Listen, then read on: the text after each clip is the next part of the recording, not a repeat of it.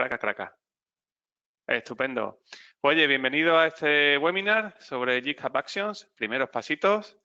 Nada más y nada menos que tenemos con nosotros a Gisela Torres. Dale, dale, si quieres. Perfecto. Que bueno, Gisela, yo he tenido la suerte de trabajar con ella. ¿Cuánto? ¿En qué año fue? 2000 y algo, 2000 y poco, ¿verdad? 2000 y poco, sí. 2000 y poco. Sí, cuando Hace estaban 13 los años o menos. ASP.NET Web Forms y esas cosas. Bueno, una pasada. Los más viejos del lugar digo, ya ASP.NET Web Forms. Bueno, no he sufrido yo nada. Eso era el futuro. Y los que no, pues era una cosa muy, muy limitadita, ¿no? Y después ella es de las que cuando Microsoft sacó una cosa que se llamaba Azure, que ellos decían Azure, que hicieron un curso para que los pronunciáramos los españoles, pero no hay manera, nosotros decimos Azure, pues fue de las primeras que se metió en eso que no iba a ninguna parte, ¿verdad? Eso de Azure no tenía futuro. Cuanto Sí. ahora que la segunda fuente de ingresos, Gisela, de micro, Pues sí, posible. Bueno, no sé si será la segunda fuente de ingresos de micro, pero sí que es la mayor apuesta que tiene Microsoft a día de hoy. O sea que está claro que en su momento, como bien dices, yo no trabajaba, de hecho, no trabajaba en Microsoft en ese momento, llevo ahora actualmente unos 6 años. Y bueno, lo vi en un evento muy parecido a este y me llamó mucho la atención eso de poder desplegar máquinas automáticamente en un sitio que se llamaba la nube. Y bueno, pues no estaba ni siquiera en producción en aquel momento. Y la verdad es que me apasionó bastante y empecé a escribir un montón sobre ello y hasta que, bueno, pues me dieron un MVP de Microsoft, de Azure, el primero que salió creo que en el 2010. Y la realidad es que en aquel momento nadie se planteaba ir a la nube, o muy poquitos, ¿no? Y bueno, pues luego con el tiempo y después de trabajar en diferentes empresas como arquitecta de software y incluso también, por supuesto, de desarrolladora, pues luego terminé trabajando en Microsoft y llevo unos 5 o 6 años como Cloud Solution Architect, que básicamente lo que hacemos es ayudar a los clientes a, bueno, pues adoptar las tecnologías en la nube que ofrece Microsoft, en este caso pues Azure, contándoles pues cómo pueden desarrollar sus arquitecturas, hacer pruebas de concepto, desbloquear posibles problemas que tengan a la hora de intentar implementar sus soluciones, etcétera. Muy divertido, nada, casi de nada. todo un Metida en un poco. montón de lío. Y bueno, Sí. Gisela también es profe de nuestro Bootcamp de DevOps, ¿no? Sí, de hecho, espero que, bueno, no sé si habéis tenido la oportunidad algunos de verlo, tanto en el código que os vamos a compartir como en la propia convocatoria. Creo que habéis visto que había un enlace al bootcamp que es súper interesante, es un bootcamp sobre DevOps.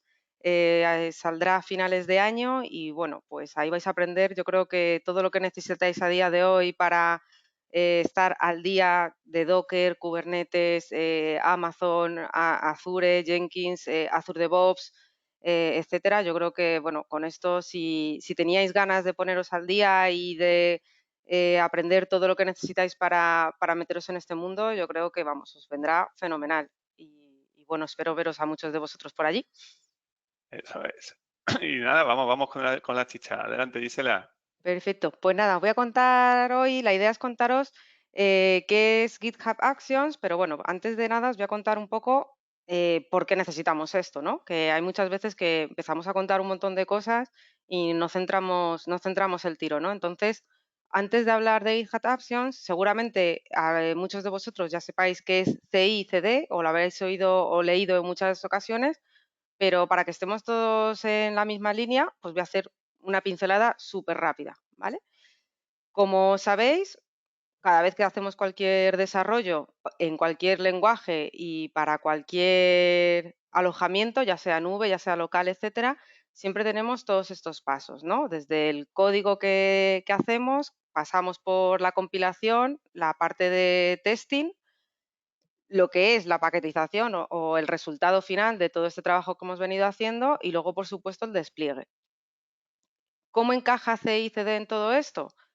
Pues digamos que la parte de Continuous Integration, que es lo que significa CI, abarcaría las tres primeras partes, es decir, desde que yo hago un commit o mi código fuente, esté donde esté, eso tendría que generar de manera automática una compilación e incluso si hay pruebas unitarias, por ejemplo, pues también lanzar ese tipo de pruebas, ¿no?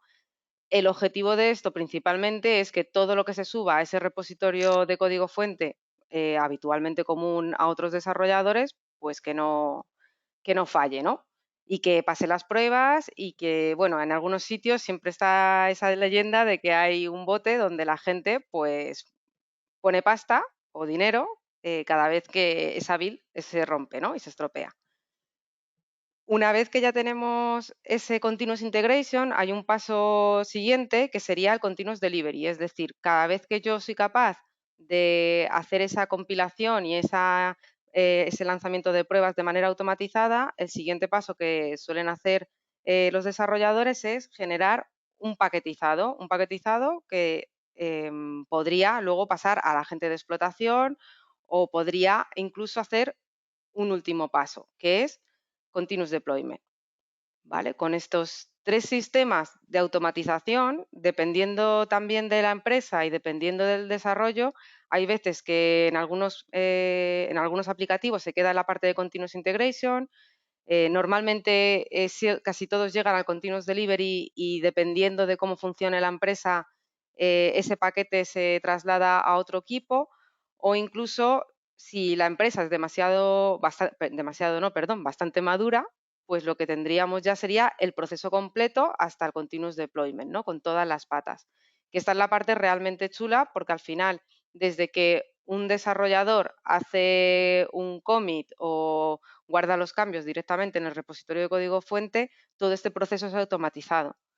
Esto no significa, evidentemente, que vaya todo tan automatizado que ni siquiera dé tiempo a validar absolutamente nada. Es decir, hay diferentes herramientas que te permiten pues, que el paso de un entorno a otro sea de cierta forma, que tengamos un entorno intermedio donde, por ejemplo, podamos validar de manera manual que todo lo que se ha subido está correcto. Por ejemplo, si hay un entorno de QA entre medias o incluso puede ocurrir y hay escenarios donde lo que hacemos es que hay entornos que son volátiles, es decir, yo subo ese código a un branch, por ejemplo, específico y lo que va a hacer es generar máquinas virtuales o el entorno que yo necesite en ese momento para desplegar mi aplicación, se hacen o se ejecutan ciertas pruebas de carga, genera un informe y cuando todo termina, todo desaparece. De tal forma que gracias a la nube y gracias a la automatización consigo hacer pruebas que de otra forma a lo mejor no podría hacer porque no tengo los sistemas oportunos para llevarlas a cabo, pero es que además cuando termine de hacer todo ese proceso obtengo mi informe, que es lo que realmente necesito, y todo lo demás que me genera un gasto automáticamente se destruye. ¿Vale? Esa sería la parte súper chula. ¿Cómo entra GitHub Actions en todo esto? Pues GitHub Actions básicamente lo que es un sistema para automatizar estos flujos de trabajo, tan sencillo como eso, ¿vale? Seguramente si habéis trabajado con otro sistema de automatización conoceréis Jenkins, conoceréis Azure DevOps, etcétera. GitHub Actions sería una herramienta más en ese sentido. Si ya trabajabais con GitHub Actions, os habréis dado cuenta de que aparece una nueva pestaña que veremos después en la parte de demos, donde se gestionan todos estos flujos. Antes de empezar con las demos, os voy a explicar un poco cómo funcionan los flujos, ¿vale? Para que tengamos los conceptos claros. En primer lugar, los flujos, en este caso, se llaman workflows, ¿vale? Y pueden ser de diferentes tipos o incluso se pueden ejecutar dependiendo de diferentes eventos o incluso por muchos eventos a la vez. Puede ser con diferentes combinaciones. Cuando un workflow se ejecuta, lo que va a lanzar son jobs. Y un job es un conjunto de pasos que te permiten hacer una serie de acciones. Esas acciones pueden ser comandos que yo haya lanzado directamente como si fueran una línea de comandos, es decir, no requiere de nada elaborado más que comandos que yo podría usar directamente en mi local, ¿vale? Y, por ejemplo, en este caso se ve que, bueno, se simula un despliegue una instalación de dependencias con Node.js. Otro job podría ser lo que comentábamos antes. Uno sería Continuous Integration y el otro, por ejemplo, podría ser Continuous Deployment. E incluso, si se quiere, dentro de ese mismo workflow, podríamos enlazar los dos. ¿Vale? La idea es que el workflow sea la receta donde dice cuáles son los pasos que tiene que seguir mi código para hacer un determinado trabajo que puede ser esa integración continua que comentábamos al principio o, por ejemplo, un despliegue continuo una vez que termine pues, esa integración que comentábamos. Respecto a los pasos que conforman estos trabajos, pueden ser, por ejemplo, acciones que ya están incluso predefinidas, por decirlo de alguna manera, y estas acciones incluso pueden ser que yo me las haya creado o incluso lo más sencillo y lo más habitual inicialmente es que utilicemos acciones que, por ejemplo, el propio GitHub ha desarrollado para nosotros. ¿Vale? Veremos todos estos puntos, los veremos luego en detalle en cada una de las demos, pero me parece interesante que tengáis la foto completa. Vale, ya tenemos los workflows y ya tenemos las acciones y ya tenemos incluso también los jobs, que son los que van a lanzar, digamos, estas acciones o las que van a encapsular todas estas acciones. Todo esto, como os podéis imaginar, se tiene que lanzar en algún sitio. Para ello, lo que tenemos son el concepto runner, ¿vale? Y no son los runners estos que salen ahora a las 8 de la tarde o a las 6 de la mañana, por lo menos aquí en España, no sé en otros países cómo lo están gestionando, pero aquí lo gestionan así. En ese caso, este runner, digamos que son unos agentes o unos programitas que lo que hacen es ejecutar todos estos jobs que van a aparecer en cada uno de estos puntos de esta receta. Los runners, digamos que tenemos de dos tipos. El primero de ellos es el que GitHub nos da sin que nosotros hagamos absolutamente nada. Es decir, nosotros decimos qué sistema operativo queremos ejecutar, es decir, imaginaros que necesito lanzar ciertas tareas que solo funcionan en Linux o, por ejemplo, incluso en Mac o incluso en Windows o en todas a la vez. Es decir, tengo 3 sistemas operativos a mi disposición donde yo simplemente tengo que decir que quiero utilizarlos, ya veremos cómo, y está todo configurado. El sistema operativo está configurado, no tengo que mantener nada, las herramientas también están ya instaladas, es decir, no necesitaría instalar absolutamente nada. Lo que sí que, obviamente, estamos sujetos a una serie de minutos que GitHub regala en cada uno de los tipos de precio que tiene disponibles y luego, por supuesto, si tienes un método de pago, pues podrías incluso pues, pagar por minutos adicionales. En cualquier caso, para que os hagáis una idea, si mal no recuerdo, en el modo gratuito, que lo tenemos absolutamente todos, pues podríamos lanzar hasta 2000 minutos al mes. Es decir, tenemos de sobra para lanzar todo lo que os voy a contar hoy.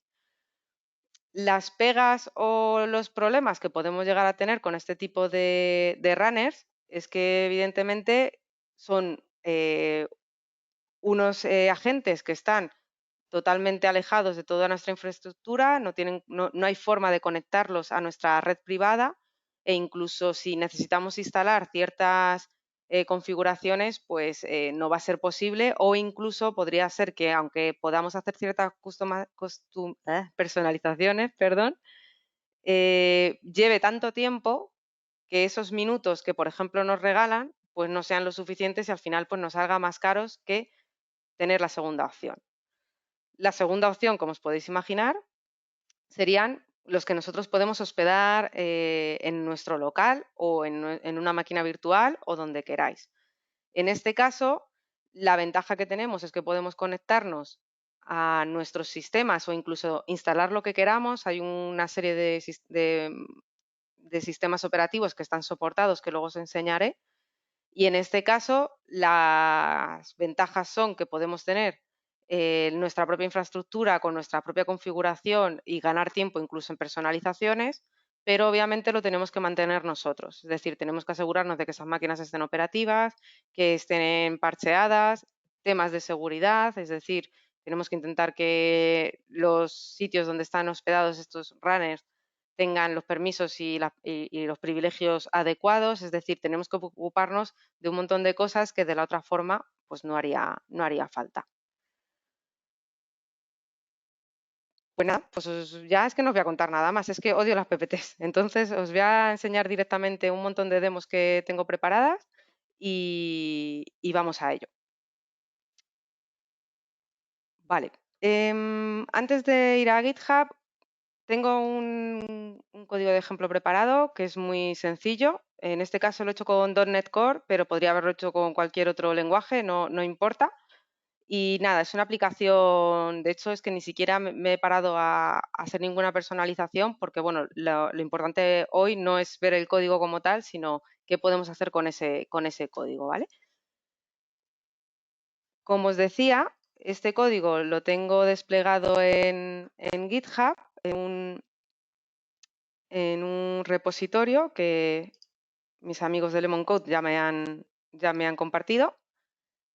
Y bueno, aquí podéis ver, pues nada, que está todo subido perfectamente con su LM, etcétera. Y lo que os comentaba antes es que dentro de las secciones que estábamos acostumbrados de GitHub Actions, de GitHub, perdón, pues tenemos un apartado que se llama Actions. En este apartado, lo que vamos a tener, en este caso yo tengo diferentes flujos ya creados, pero cuando empiezas a trabajar con él, este entorno está pues completamente vacío y simplemente te aparece pues una opción para crear nuevos workflows. Voy a crear uno nuevo para que veáis cómo sería desde cero. Y en este caso lo que veis es que, aparte de decir que vas a crear uno nuevo, lo que sí que te da la opción es de ver diferentes plantillas que podéis usar para no tener que empezar desde cero, cero. Es decir, que por lo menos tengáis unas nociones de cómo empezar. ¿Vale? En este caso, bueno, por ejemplo, veis que hay de Python para hacer generaciones de imágenes y publicarlas en Docker Hub, por ejemplo. Y yo en mi caso, pues voy a utilizar la que se llama .NET Core para que veáis cómo sería. Vale, pues aquí lo que veis es que tenemos un editor. Automáticamente vais a ver que se genera un archivo en esta ruta de mi repositorio, que es donde tengo el resto de archivos que habéis visto anteriormente, que había diferentes flujos. Y lo que tenemos es, digamos, esa receta que os comentaba antes, con todos los pasos y todos los puntos que veíamos en la definición de GitHub. Si os fijáis, lo primero que tenemos es un nombre, que podríamos indicar lo que queramos. El siguiente paso, este on, lo que va a significar es en base a qué se va a lanzar todo lo que ponga yo después. Es decir, todos estos jobs que son el punto principal de este workflow se van a lanzar en base a una serie de eventos que yo puedo especificar aquí. De hecho, si os fijáis en la plantilla de ejemplo, pues aparece que tenemos el push, ¿vale? Que sería el más habitual y de hecho incluso el branch master, que es el que viene por defecto cuando lo creas, o incluso en el caso de pull request. Además de con qué se va a lanzar o en qué situaciones, lo siguiente que ocurre son los jobs. Estos jobs, en este caso que aparece en la plantilla, solo aparece uno que se llama Bill. Este nombrecillo que aparece aquí es el nombre que le podemos asignar a nuestro job.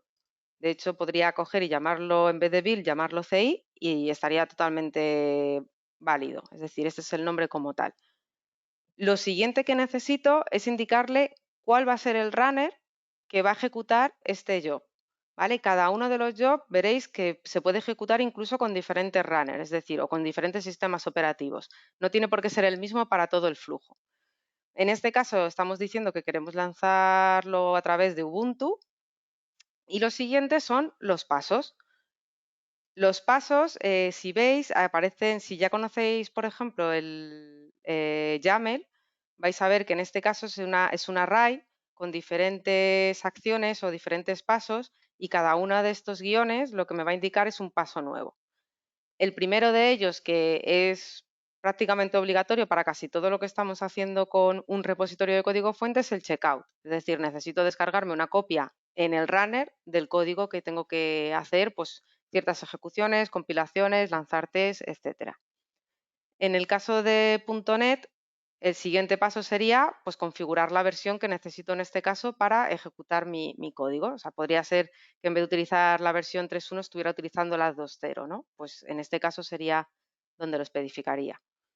El siguiente paso sería instalar las dependencias, que aquí, como veis, lo único que estoy haciendo es ejecutar .NET Restore, que sería el mismo comando que yo lanzaría en local, y luego pues haría la compilación, ¿no? Como tal. E incluso si tengo test, que en este caso no tengo, pero si tuviera, pues también haría la ejecución de todos los tests que están generados dentro de este código.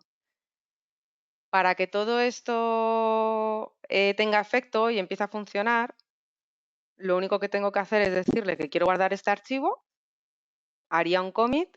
En este caso, si os fijáis, como los eventos eran push o pull request, en el momento que haga el commit, pues hará un push directamente en el master y comenzará a lanzar este flujo, ¿vale? Así que vamos a verlo. Y si me voy al apartado de Actions, pues veréis que este que aparece con una bolita en vez de con un check, significa que es que va a empezar a trabajar. De hecho, ponía que estaba encolado y ahora que está en progreso. En el momento que esto ocurre, pues veis que, bueno, que aparece una ruletilla como que esto está funcionando. Y aquí podríamos ver pues todos los pasos, cuáles han ejecutado, cómo se van implementando e incluso ver el detalle de la consola de todo lo que ha ido ocurriendo en cada uno de los pasos. Si recordáis el YAML que os había mostrado, estos nombres que aparecen directamente en cada uno de los checks son los nombres que yo le he dado a cada uno de los pasos. Por ejemplo, el paso de checkout no tenía ningún nombre, pues simplemente dice que va a ejecutar ese paso y el nombre de la acción, en este caso, que se iba a ejecutar. Una vez que está todo ok, pues aparecerían todos los checks funcionando correctamente y entonces pues ya estaría la integración continua hecha. En este caso bastante sencilla, pero con esto lo que consigo es que cada vez que se haga un commit en mi código me va a permitir que todo esto pues efectivamente funcione de manera automatizada y que no tenga que preocuparme. Ahora vamos a hacer un ejemplo diferente. Lo que voy a hacer es, en vez de lanzarlo desde aquí, que parece muy obvio, voy a hacerlo desde Visual Studio Code. Y, por ejemplo, si os dabais cuenta cuando os he contado esta demo, pues también, por ejemplo, podía pasar que alguien hiciera un cambio en un branch diferente, tengas que hacer un pull request y entonces en ese sentido, antes de que se haga ese merge, esa mezcla entre mi nueva rama y la rama que tengo actual, en este caso master, pues que también a lo mejor tuviéramos que hacer este tipo de validación, ¿no? Para que no se mezcle el código que no está funcionando con código que hasta ahora pues está funcionando correctamente, ¿no? Vamos a hacer una prueba sencilla, tampoco voy a hacer una lógica muy complicada, pero bueno, voy a crearme un nuevo branch. A ver, nuevo, por ejemplo, ¿vale? Ya tendría un branch nuevo.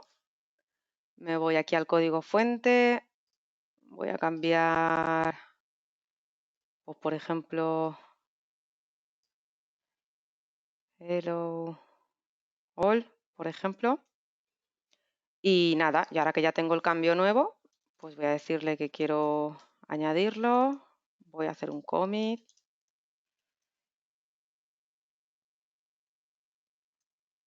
Nuevo saludo, por ejemplo.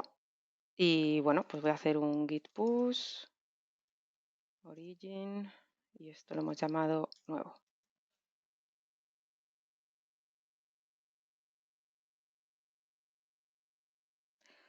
Vale, pues ya tendríamos un nuevo branch. Si habéis trabajado con GitHub en ocasiones anteriores, cuando vayáis al código, pues vais a ver que os aparece como que hay un nuevo branch, ¿vale? Y de hecho, pues bueno, os dice cuánto tiempo ha tardado e incluso si queréis compararlo con el master o con el que esté por defecto en ese momento y pedir un pull request para decir, oye, mira qué cambios más chulos tengo, quiero integrarlos con la rama principal, ¿no?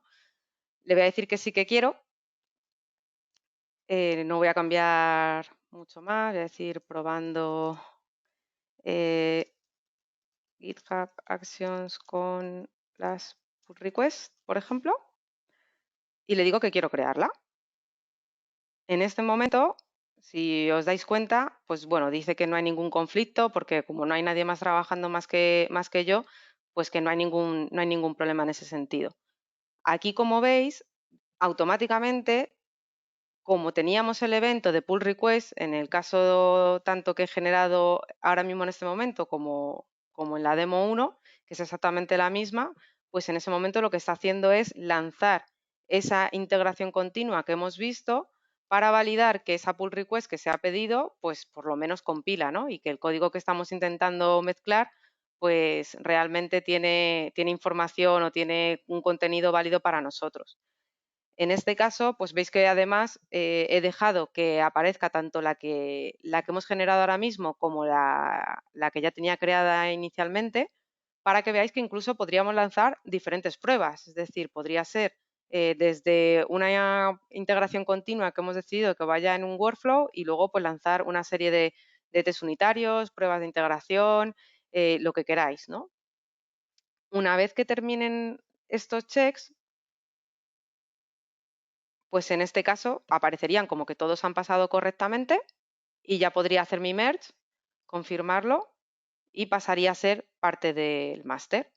Es decir, no solo pensad en cuando subimos un código a una rama en concreto, evidentemente se puede indicar otro tipo de otros branches, el de desarrollo, producción, los que queráis, los que vayáis creando, y también cuando hagamos pull request, en este caso, pues podríamos también hacer una serie de comprobaciones para que los revisores, cuando tengan que ver que este código está funcionando correctamente, pues ya tengan trabajo adicional.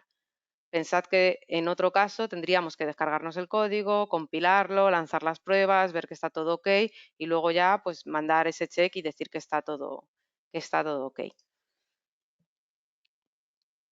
Como último punto que creo que también es interesante que veamos, os voy a enseñar qué más cosas se me ocurren que podrían ser interesantes que supierais cuando empezamos a trabajar con GitHub Actions. Hasta ahora solo hemos visto acciones de integración continua, pero ¿qué pasa con la parte de despliegue? Os lo voy a enseñar en este caso desde Visual Studio Code, aunque sepáis que, como veis aquí, tenéis la carpeta donde aparecen todos los workflows, que al final no son más que archivos YAML que me he ido generando, ¿vale? Con diferentes pruebas de que todo iba ok. Si voy a Visual Studio Code, aquí los tengo exactamente igual, es decir, lo chulo de todo esto es que además está versionado.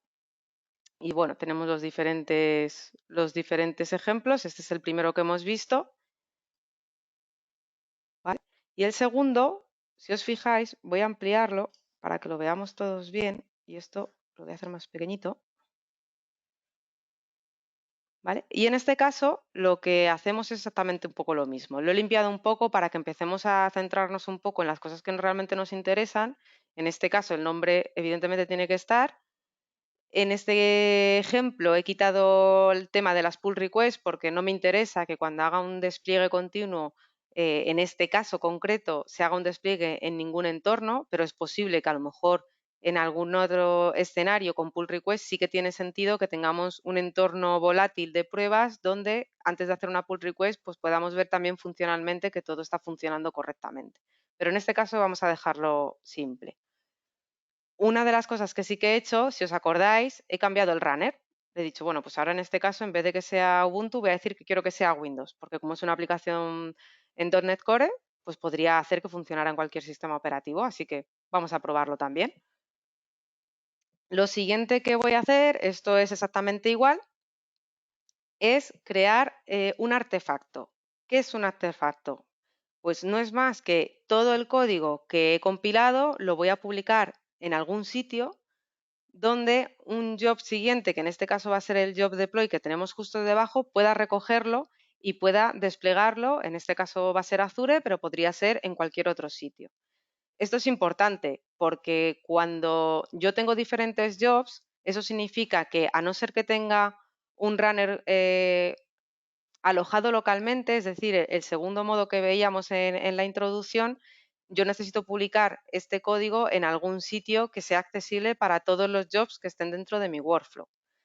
De hecho, cuando ejecutamos este código, que de hecho lo voy a ir lanzando mientras que os lo voy explicando, para que así lo veáis bien, esto que he eliminado, que sepáis que no es que lo deshabilite, esto me lo he inventado un poco jugando tanto con GitHub Actions para diferentes acciones, me he inventado un branch que se llama Disable. Entonces, así como no hay una opción nativa de que deshabilite los workflows, porque al final no deja de ser un texto plano, pues el truco que me he sacado ha sido pues crearme un master, o sea, un branch, perdón, que no existe, que se llama deshabilitado y así pues me evito de que se lancen workflows que no quiero.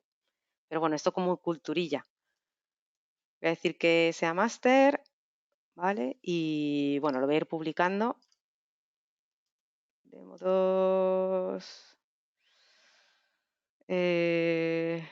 Run, por ejemplo. Y le voy a decir que lo sincronice. Vaya por Dios. Ah, vale. No pasa nada. El efecto demo no podrá conmigo.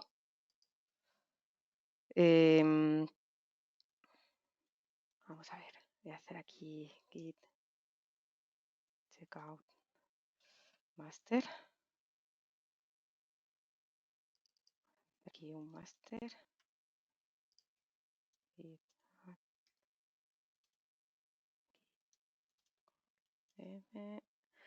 ejecutando demo 2, por ejemplo. Y voy a hacer un git push.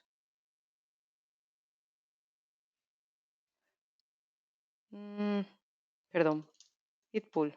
No pasa nada.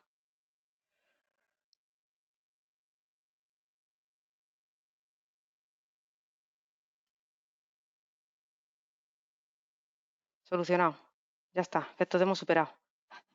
Vale, pues una vez que ya está subido, lo que va a ocurrir es que aparte de lo que habíamos visto hasta ahora, pues va a generar un artefacto. En este momento, aparte del checkout que habíamos visto antes, va a ser la primera vez que veamos las actions que os comentaba en la intro, ¿vale? En este caso estoy utilizando una que se llama Upload Artifact, ¿vale? De hecho, si os fijáis, Visual Studio Code ya tiene una extensión, como para casi todo, pues ya tiene una extensión que me permite ver la información sobre GitHub Actions, ¿vale? Y de hecho, pues si os fijáis, aquí os cuenta todas las maravillas. Y bueno, en este caso lo que va a hacer es que va a publicar este código en una carpeta que se llama Web App, va a coger esa carpeta y va a generar un paquetito que se llama Web App Artifact. Y ese paquetito, una vez que se genere y se despliegue en un sitio que ahora os enseñaré, lo que va a ocurrir es que cuando este job termine, va a comenzar este otro. Si yo quisiera, podría que varios jobs se lanzaran a la vez, en paralelo. Para evitarlo, porque hay muchas veces que yo, por ejemplo, si quiero desplegar un código, primero tengo que tener ese código empaquetado, como es en este caso, ¿no? Pues tengo una acción que se llama needs, que lo que me va a permitir es indicarle cuál o cuáles jobs necesito esperar, necesito que finalicen para que yo pueda lanzar este deploy, ¿vale? Y sería con esta propiedad que vemos aquí. Una vez que ha terminado, lo que puedo hacer es utilizar otra acción como la que veíamos anteriormente. Si os fijáis, esta sería descargar y la otra era subir, ¿no? Pues descargaría ese archivo con el nombre que le hemos dado en el job anterior y en este caso lo que voy a hacer es utilizar otra acción que se llamaría Web Apps Deploy, que sería propia de Azure, y lo que haría sería desplegar ese paquete directamente en mi entorno en producción. ¿Vale? Sería súper sencillo. Como veis, en dos jobs y en este caso, por ejemplo, para el despliegue continuo, que es el que hemos introducido ahora, en dos simples pasos podría descargarme un paquete que tengo que desplegar y en un segundo paso directamente lo desplegaría en este caso Azure. Si vamos a GitHub Actions, que el pobre, pues bueno, me ha hecho ahí un merge, no pasa nada. Aquí en la demo 2, que sería la que tiene la parte del deploy, si os fijáis en este caso ya no me aparece un job, sino que me aparecen dos. El primero que se ha ejecutado sería prácticamente lo mismo que hemos visto hasta ahora, a excepción de la parte de subir el artefacto. Y este artefacto podemos verlo desde la parte superior derecha, como veis aquí, que tiene el mismo nombre que le hemos indicado en el código, o incluso, si me voy un nivel más arriba, también aparecen aquí.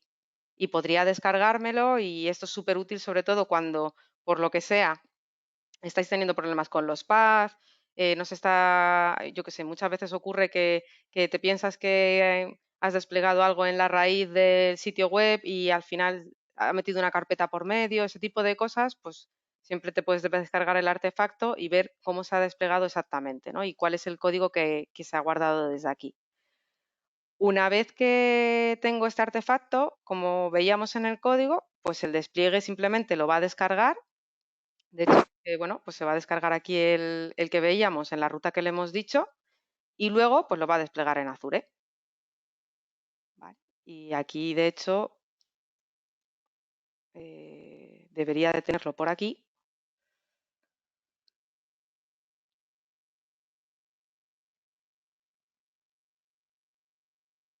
Oh, está fallando Databricks en el North y West Europe, pero pone que está mitigado, no pasa nada, chicos.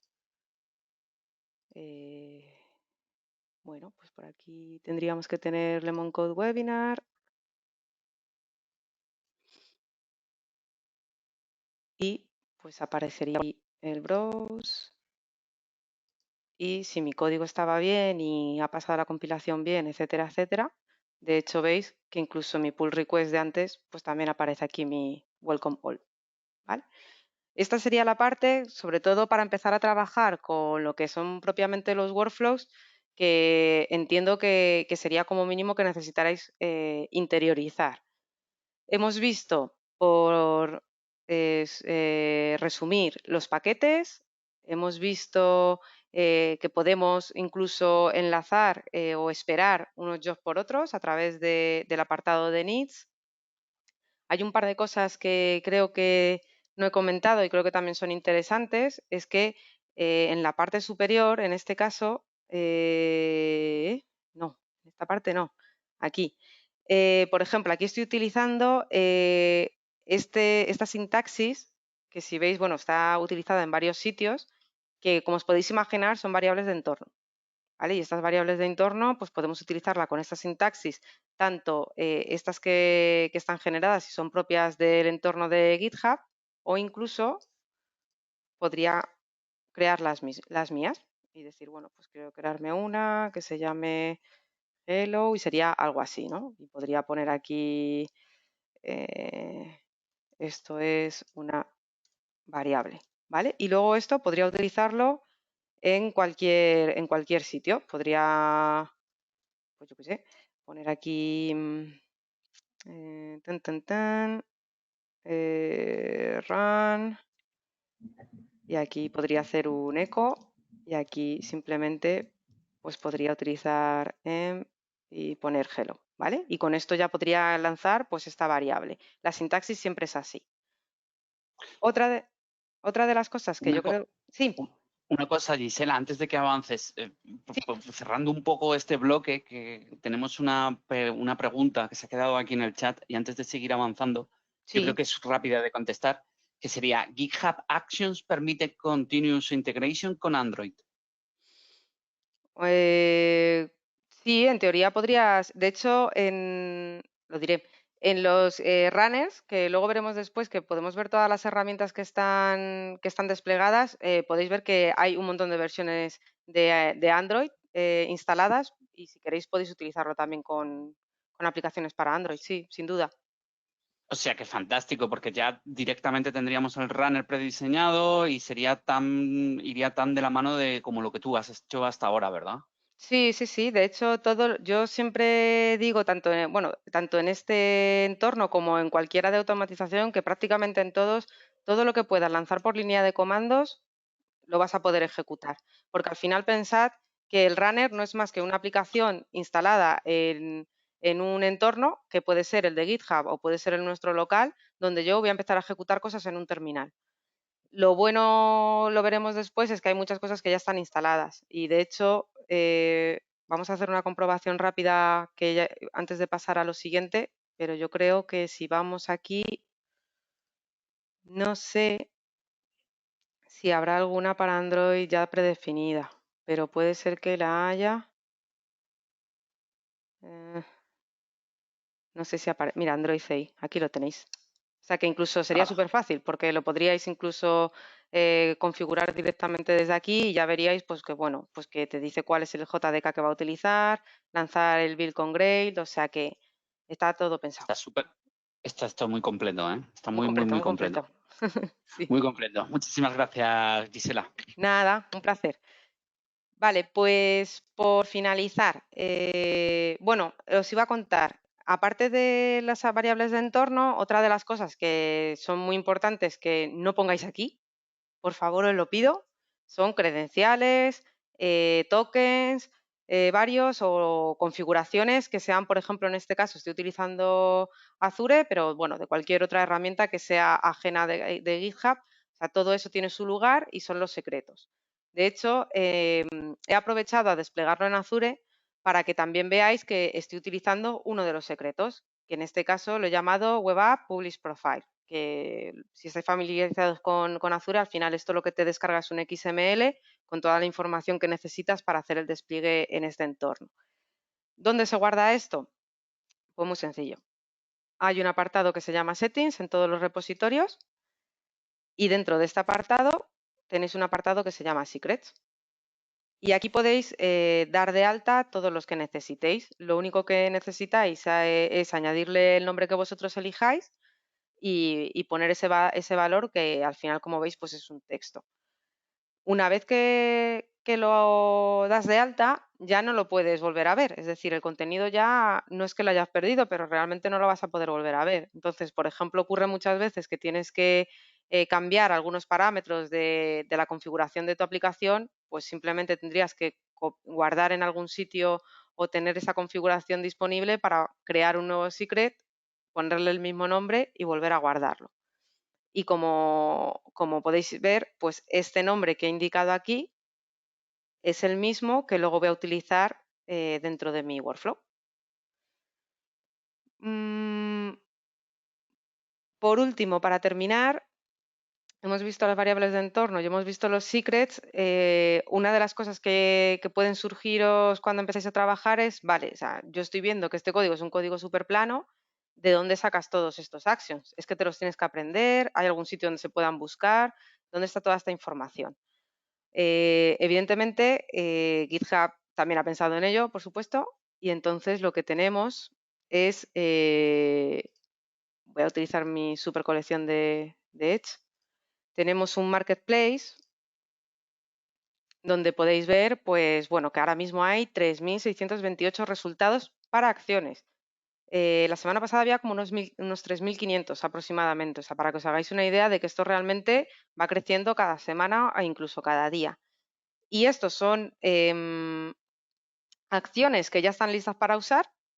Si os fijáis, no tienen por qué ser de GitHub, puede ser de la propia comunidad, de personas que han subido su action y directamente la está compartiendo con el resto de personas, o sea, es decir, que podría ser perfectamente de terceros sin ningún problema. Y luego cuando entras en cualquiera de ellas, por ejemplo, bueno, pues voy a entrar en esta, por elegir una cualquiera, pues bueno, te suelen explicar un poco cómo funciona, cómo utilizarlo en tu workflow, etcétera. Y luego podrías darle aquí a usar la última versión y lo único que te va a dar es el código que tienes que poner en tu workflow, ¿vale? Que veáis que es súper sencillo y bueno, pues si hubiera incluso algunos parámetros que se le pudieran añadir, pues también podríamos hacerlo. Por eso la siguiente demo que os voy a enseñar es que, como veis, puedo utilizar acciones de terceros, puedo utilizar acciones de GitHub, pero, por ejemplo, pues me podría ocurrir que la acción que yo necesito hacer para mi caso concreto, pues no existe. Entonces, me la puedo crear. Para creármelas, tenemos dos opciones. Podemos utilizar la versión Docker, es decir, me creo un contenedor con Docker que haga las acciones que yo necesito, o incluso podría utilizar TypeScript. Yo en este caso he utilizado Docker y os voy a enseñar una acción que he usado de ejemplo, que lo que hace es utilizar Apache Benchmark, que si no lo conocéis es una herramienta gratuita que la utilizo para hacer pruebas de carga de forma súper sencilla. Y bueno, pues he visto que cuando estuve buscando lo que me hacía falta en GitHub Actions no existía este tipo de acción y dije, bueno, pues me la creo y así pues ya pruebo también un poco cómo funciona esto. En este caso no la he subido directamente al marketplace y de hecho es otra de las ventajas que luego veremos al final que también podemos hacer. Incluso imaginaros que pueden haber acciones que son propias de vuestra empresa que no queréis publicar para que el resto de las personas la utilicen y podéis tenerla como parte de vuestro repositorio de código fuente. De hecho, la mía se llama Ave Action y si os fijáis, pues normalmente tienen 3 archivos. El primero de ellos, digamos que es el manifiesto. Y en este manifiesto vamos a decir todo lo que hace nuestra acción, cuáles son los inputs que puede recibir, si, por ejemplo, son requeridos o no. En este caso, como os podéis imaginar, la URL a la cual voy a hacer esas pruebas de carga, pues necesito que sea requerida, pero luego también he añadido un par de inputs o un par de entradas que no tienen por qué ser requeridas. Pues, por ejemplo, he puesto que por defecto el número de usuarios concurrentes que se van a lanzar para un test son de 50 y el número de peticiones que se van a lanzar pues van a ser 1000.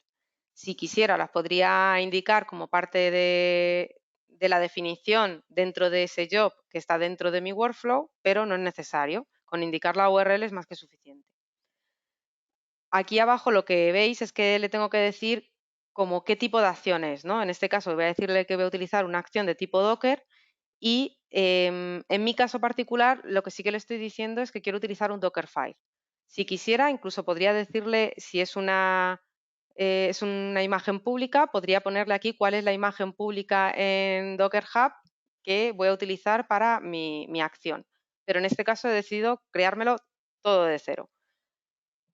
Y por último, el branding, el icono y el color son los mismos iconos y colores que habéis visto aquí, que los podemos elegir también y si queréis, pues podríamos elegir cuál es el color y el icono que queremos utilizar para nuestra acción en el marketplace y solo se utilizaría o se va a ver si lo subís a este. Como le he dicho que quiero hacerlo yo todo sola, pues bueno, me he creado un Dockerfile. Como veis en este caso, uy, qué majo, me ha cambiado el color y todo para ajustarse al light. Bueno, en este caso le he dicho que quiero utilizar un sistema operativo Debian como base, que la he generado yo, que tengo un entry point, que realmente es donde va a estar la lógica de mi acción. Voy a instalar, evidentemente, Apache 2 Utils, que es donde está Apache Benchmark, y luego, pues por último, le voy a decir que ejecute este archivo entry point que le he dado permisos de ejecución. Y en este entry point es que es súper simple. De hecho, si os fijáis, lo que estoy haciendo es un eco de todo lo que me ha llegado como parámetro y luego, por último, lo que estoy haciendo es ejecutar mi Apache Benchmark con el número de peticiones y el número de usuarios supuestamente concurrentes que quiero simular y luego, por supuesto, como último parámetro, la URL. En este caso, que yo me volví absolutamente loca durante 2-3 horas, que también esto yo creo que es un error que tenemos muchos y muchas, es por no leer. Pero si os fijáis y prestáis atención, todos los inputs que yo he dado de alta para que funcionen, primero están llegando, como podéis ver, como variables de entorno, pero todos ellos tienen este prefijo. Input-bajo. Si algún día tenéis que hacer una action, acordaros de mí y no perdáis horas diciendo por qué no funciona $URL. Si lo he puesto bien, ¿estará mezclándose con algo? No, es porque os falta el prefijo. Hacedme caso, os acordaréis de mí en algún momento. De hecho, claro, aquí cuando veis pues, URL, concurrency, number of requests, pues todo perfecto. De hecho, también lo he puesto a posta para que también os acordéis de mí si el día de mañana tenéis que hacer una acción, es que concurrency y number of requests las he utilizado mayúsculas y minúsculas y cuando lo hacemos en una GitHub Action y queremos recuperar ese valor, está todo en mayúsculas. Que si no, también perderéis un montón de tiempo y esfuerzo en decir, ¿por qué no funciona si lo estoy escribiendo bien? ¿Vale? Entonces, es simplemente por eso. Vale, pues con estas 3 piezas yo ya tendría una acción personalizada que podría utilizar en este caso concreto en este repositorio, porque no la he desplegado en ningún sitio. ¿Cómo se usa esto? Pues he creado un workflow, si no me equivoco es el workflow 3, que tiene los mismos pasos que el anterior.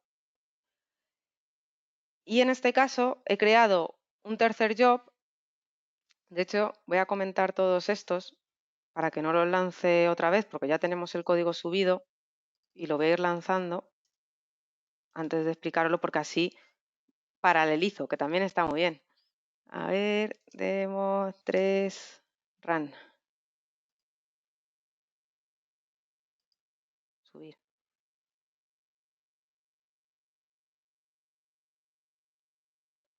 Vale, pues mientras que va subiendo, aquí me he creado un tercer job que podría ser el esperado en estos casos. De hecho, he estado trabajando con Windows hasta ahora y como os quería demostrar que podemos cambiar de sistema operativo entre job y job, pues en este caso lo voy a lanzar con Ubuntu otra vez, por cambiar. También le he añadido al apartado Needs, que era el que os comentaba antes, que nos permite decir que quiero esperar por casos anteriores o por jobs anteriores, pues le he dicho en este caso que no solo quiero esperar por el build, sino que también me hace falta esperar por el deploy, porque si lo tengo paquetizado pero no lo he desplegado, no voy a poder utilizar esta URL para ejecutar mi acción. Entonces, en este caso, cuando todo esto ocurra, el único paso que voy a hacer es decirle que quiero hacer un checkout del código porque es donde realmente está mi acción, entonces necesito el código para poder ejecutarla y luego, si os fijáis, en vez de utilizar uses con un nombre, digamos, completo, le estoy haciendo referencia al local y le estoy diciendo que en este caso quiero ejecutar la acción que reside en esta carpeta que veíamos anteriormente que era AVAction. Y él ya va a reconocer que tenemos una acción YAML y luego ya pues todo el contenido que se ha especificado dentro de este.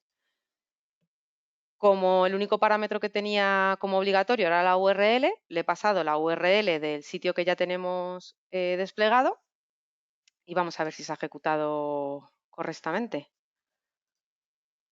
Me he ido de donde estaba, no pasa nada. Vamos a las actions. Aquí esta pobre ha fallado y ¿sabéis por qué ha fallado? Porque no he parado la demo 2. Entonces está desplegando en el sitio donde va a hacer la ejecución. Ahí está. Bueno, no pasa nada, porque tengo un montón de ejecuciones. De hecho, ay, no, perdón, es porque me he cargado aquí una parte que tal. Bueno, por no perder el tiempo en esto, es que he comentado, me he pasado comentando. No pasa nada. Os voy a enseñar el ejemplo por aquí, que estará demo 3. ¿Dónde estás? Que no te veo. Aquí, por ejemplo, esta. Bueno, aquí como veis, es que si no esto va a tardar mucho. Como veis, acción 1, o sea, perdón, job 1, job 2, benchmark, job 3 y como podemos ver la salida de lo que ha ocurrido, pues aquí como veis, bueno, aparte de hacer el checkout que ya no lo sabemos, pues tendríamos la acción. Y esta acción, lo primero que veis es que, bueno, que esta acción es una acción que utiliza un Dockerfile y aquí así lo especifica, lo coge y si os fijáis, si conocéis un poco el mundo de contenedores, lo que va a hacer ahí. Lo que va a hacer es generar esa imagen. Es decir, va a hacer un build, como veis, va a coger la imagen base, va a generar todos los pasos y una vez que la tenga generado, pues lo que va a hacer es ejecutarlo con los parámetros que yo le he pasado como variables de entorno. De hecho, esta parte es súper importante porque aquí es cuando te das cuenta de que estás llamando unas variables que no existen porque tiene el input por delante, lo cual está fenomenal. Y aquí pues están el eco que he hecho de cada uno de los de cada una de las variables que le he pasado, las que están por defecto que no le he indicado y la URL que le he dicho. Y aquí, como veis, pues ejecutaría Apache Benchmark, que si no lo habéis visto nunca, pues simplemente iría por batches de 100 en 100. En este caso, pues para hacer todas las peticiones, generaría el resultado y bueno, pues ya está. Daría pues cuál ha sido el tiempo de respuesta, etcétera. Si, por ejemplo, imaginaros que tenéis la necesidad que puede pasar de que no se quiere utilizar acciones que no sean propias, es decir, todo lo demás lo quiero hacer por líneas de comando o quiero utilizar acciones que mi propio equipo ha desarrollado, pues imaginaros por temas de seguridad, ¿qué puede pasar? En el apartado de settings tenéis un apartado llamado actions donde podéis decir que queréis deshabilitar todos los actions que haya en un repositorio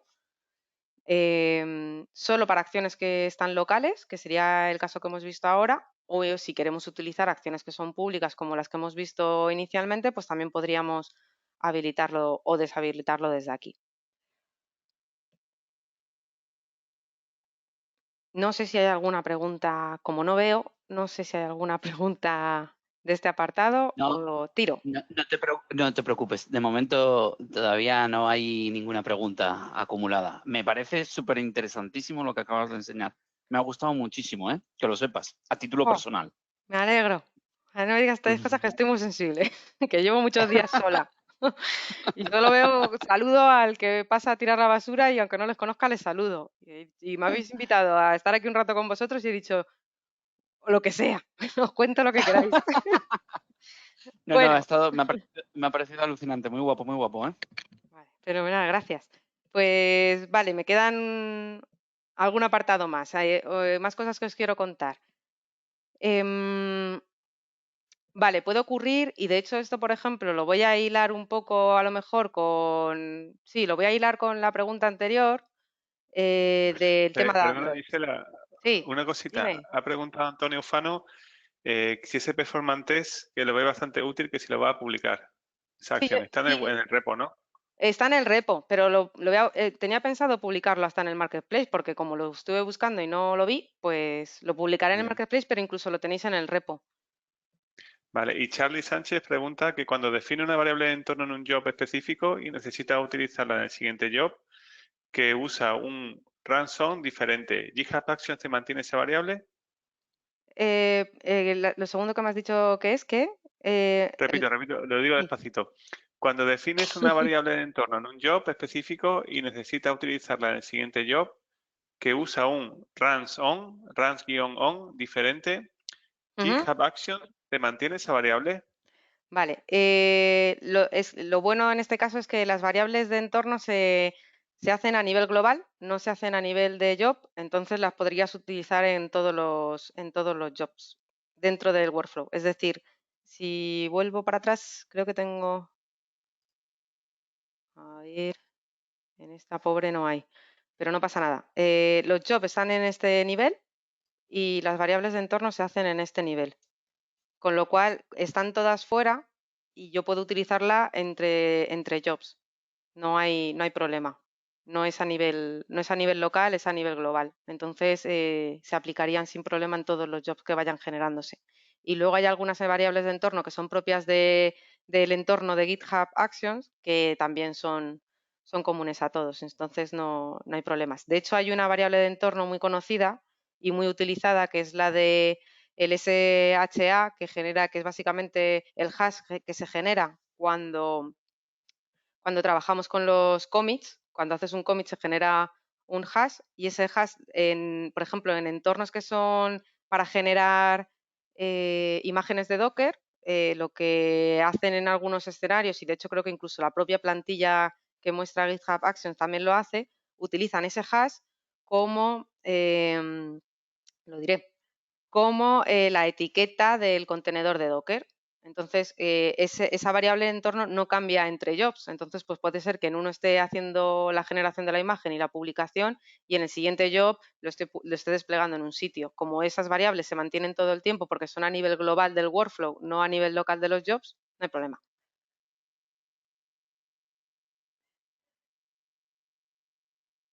Pues voy a seguir. Estupendo, muchas gracias. Nada. Vale, voy a hilar que me disperso. Voy a hilar lo que comentábamos antes, por ejemplo, que eso se pasa mogollón en temas de movilidad, y es imaginaros que tenemos un workflow que, bueno, pues compila un código que yo he hecho para diferentes versiones de, pues yo qué sé, de iOS o de Android o incluso, bueno, quiero utilizarlo en diferentes em, sistemas operativos o necesito diferentes configuraciones por el motivo que sea, ¿no? Y claro, aquí me podría ocurrir que tengo diferentes casuísticas, es decir, podría crearme un workflow con cada una de las configuraciones, podría crearme un workflow con diferentes jobs que hagan cada uno las diferentes configuraciones, o podría utilizar lo siguiente que os voy a contar, que es súper chulo y me permite utilizar un solo workflow para N configuraciones, ¿vale? Y os voy a contar el mundo de Matrix, que es fenomenal. El mundo de Matrix, voy a ver si voy a quitar, que luego me pasan estas cosas y se me rompen todas las demos. A ver, voy a deshabilitar esta pobre fuera. Que me rompe las demos. Vale, y ese es el pull request que no vamos a hacer más. Vale, la demo 4. Bueno, en este caso, ¿qué es Matrix? Aparte de lo que ya sabemos todo, fenomenal. Pues Matrix es un sistema que tiene GitHub Actions para generar lo que él mismamente llama estrategias. ¿Y esto qué significa? Yo puedo crearme una matriz con diferentes valores que luego puedo utilizar en mis jobs y en mis pasos. Me explico. Tengo este job súper sencillo. Yo creo que es el más sencillo que he enseñado hasta ahora, para que se vea claro la potencia de todo esto. En este job me he creado una matriz que se llama OS de sistema operativo, donde he indicado los 3 sistemas operativos principales que tiene GitHub Action, que podía haber sido cualquier otra cosa. Y lo que quiero es crear un job con cada uno de los sistemas operativos que tengo en esa matriz. Para ello, lo que voy a hacer es utilizar dicha matriz, en este caso, en esta propiedad, que es runs_on, ¿vale? Que es la que donde indicábamos antes, si os acordáis, en demo 2, por ejemplo, un solo parámetro. Pues, por ejemplo, podría indicar una matriz, en este caso, la que se llama OS, y lo que va a hacer GitHub cuando se encuentra con esta situación es ejecutar tantas veces ese job como elementos tenga la matriz. No lo digo, lo hago. Vamos a ejecutar demo 4 run. Avanzar. Este debería tardar súper poco. Vamos a GitHub Actions, nos vamos a este apartado de aquí. Pues ya, bueno, para que veáis que también fallan las builds y las compilaciones, si no, esto que parece que sale todo perfecto. Esto no es la vida real. Mira, ¿ves? Siempre me queda alguna que no la deshabilita. Por eso me he inventado el branch disable, porque es que si no, esto es una locura. Vale, demo 4. Entramos. Y como veis, tengo job 1, job 2, job 3. Uno con Ubuntu, otro con macOS y otro con Windows. ¿Vale? Y de hecho, bueno, en este caso es súper compatible hacer eco en cualquiera de los 3. O sea que en este caso la demo es súper tonta, pero bueno, es que da mucho juego y es muy fácil. ¿Vale? Entonces, bueno, pues en este caso veis que lanzando una matriz con 3 valores diferentes, pues podría efectivamente ahorrar un montón de curro, porque realmente no tendría por qué estar haciendo un job para cada uno de los sistemas operativos.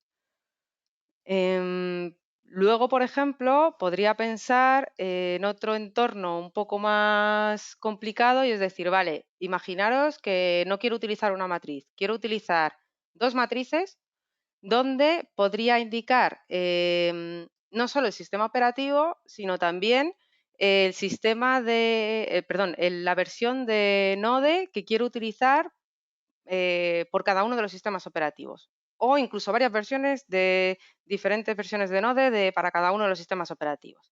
Y como es muy complicado de ver, os lo enseño también. Voy a crearme una nueva matriz, que esta ya estaba hecha. Y la voy a llamar Node. Y voy a crearme un array y le voy a decir que quiero las versiones 6, 8 y 10. ¿Vale? Voy a colocar esto. Y ahora le voy a decir que, bueno, que quiero utilizar dentro de este job, pues voy a utilizar otra acción que se llame actions. Y esto, si no me equivoco, es setup node v1. Y aquí le voy a decir cuál es la versión de Node que quiero utilizar, ¿vale? Y aquí en este caso, pues en vez de utilizar la matriz OS, le voy a decir que quiero la matriz Node, ¿vale? Y si no me he equivocado, vamos a ver lo que ocurre antes de contarlo porque así tiene más emoción. Añado nueva matriz. Voy a coger esto y lo voy a parar con el truco este del príncipe de Persia. Preguntan por aquí, Gisela, antes de que sigas con esto, que si sería posible saltar algún paso para un elemento de la matriz. Sí, Esa es la última demo, pero sí, os lo enseñaré. Te han adelantado. Casi, pero sí, sí, sí. Sí, es posible tanto incluir como excluir. Ahora lo vemos también. Y también Eh, pregunta, sí, y también pregunta Juan Misoso, supongo que el uso de Matrix es solo para pruebas sobre un artefacto ya generado, ¿no? Claro, si no tienes el artefacto es a lo que se debe de referir él. bueno, en este caso no estoy utilizando artefactos para nada, estoy haciendo Simples. comandos simples. Lo puedes ejecutar y listo. Perfecto. Sí, dependiendo de en base a qué quieras utilizar esas matrices. De hecho, luego le voy a dar, miento, la de la exclusión no es la última demo. Os enseñaré una tercera para que veáis algo de, vale, jolín, porque esto está muy bien. Sí que es verdad que a lo mejor en temas de movilidad puede ser que incluso generar paquetes para diferentes versiones o incluso hacer diferentes combinaciones o para diferentes sistemas operativos. O sea, tiene sentido, pero ahora os voy a enseñar también otro ejemplo que yo he estado utilizando para algunos desarrollos que también nos pueden valer. Vale, pues por terminar con esta demo, como veis, vamos a tener en este caso 9 ejecuciones. Vamos a tener una por cada, o sea, 3 por cada versión de Node y por cada sistema operativo. Como veis, pues 3 para Ubuntu, 3 para MacOS y una para Windows. Y respondiendo a la pregunta, ¿qué pasa si yo, por ejemplo, para la versión de Windows que tengo versión 6 no la quiero ejecutar porque no me interesa, porque no es el escenario que tengo que probar, por lo que queráis?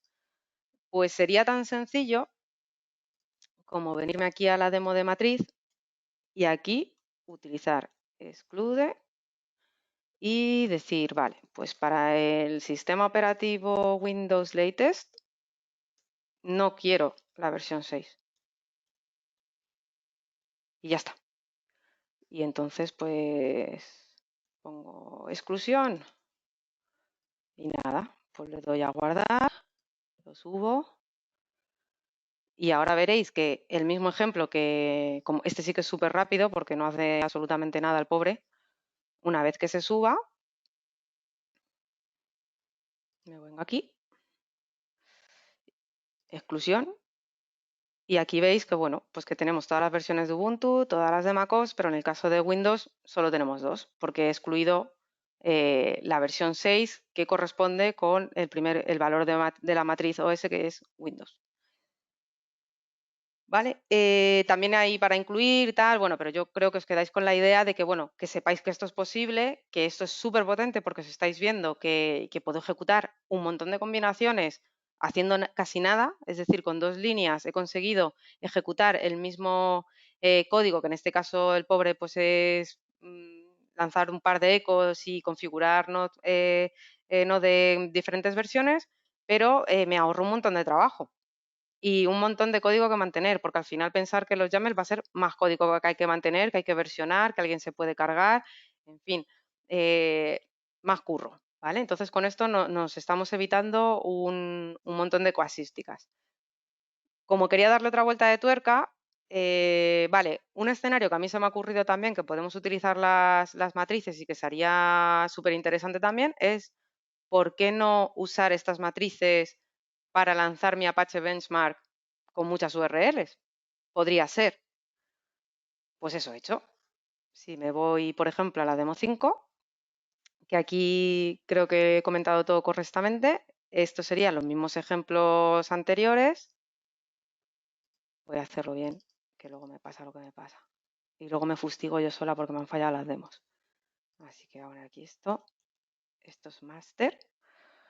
Y bueno, aquí como veis me he creado el benchmark que tenía antes. Aquí le he dicho que no necesito nada porque si no, no va a arrancar nunca.